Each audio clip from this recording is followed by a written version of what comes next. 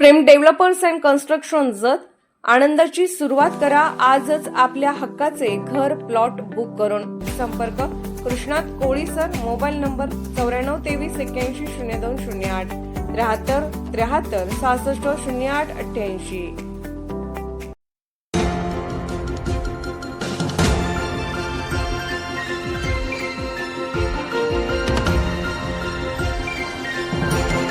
आपण पाहत आहात जत मराठी न्यूज। धनगर आरक्षणाच्या लढ्यातील शहीद कुटुंबासाठी आमदार गोपीचंद पडळकरांची ठोस मागणी।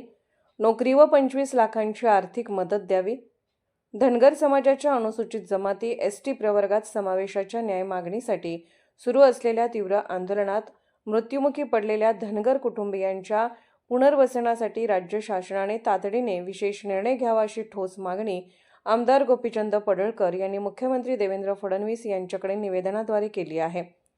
राज्यभर गेल्या अनेक वर्षापासून धनगर समाजाचा एसटी प्रवर्गात समावेश व्हावा यासाठी आंदोलन सुरू असून या लढ्यात अनेक धनगर बांधवांनी आपल्या कुटुंबाच्या व समाजाच्या उज्ज्वल भविष्यासाठी प्राणांची आहुती दिली आहे। या आंदोलनात मृत्युमुखी पडलेले बहुतांश समाज बांधव हे त्यांच्या कुटुंबाचे प्रमुख उत्पन्न स्रोत होते।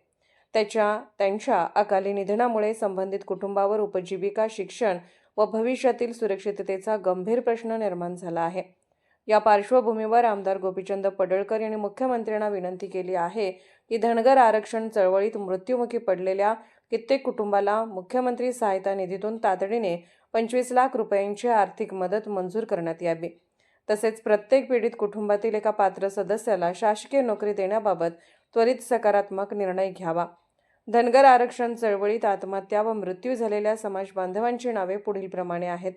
गोपीनाथ रघुनाथ दांगोडे वय 38 फुलंब्री, योगेश बबनराव चौरे वय 33 गेवराई, ज्ञानदेव नामदेव कोल्हे वय 45 गेवराई, रमेश चंद्रकांत फुले वय 36 लातूर, बिरदेव वसंत खर्जे वय 38 कुणीकोणूर तालुका जत, योगेश राधाकिसन कारके वय 20 सेलू, परमेश्वर बबन घोंगडे वय 22 पैठण, रामेश्वर संजय आमले वय 30 संभाजीनगर, रामराव दीपाजी डोके वय 45 अर्धापूर नांदेड, बाबासाहेब ज्ञानोबा माने वय 75 सरफराजपूर तालुका पलूस जिल्हा परभणी, गोरख यमाजी नवरडे वय 35 पीर कल्याण जालना।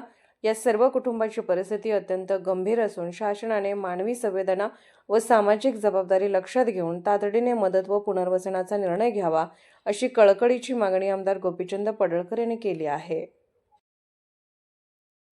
जत मराठी न्यूज चॅनलला लाईक करा, शेअर करा आणि सबस्क्राईब करा।